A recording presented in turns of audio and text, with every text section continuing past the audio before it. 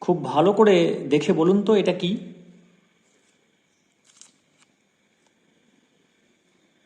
এমনি বোঝা যাবে না।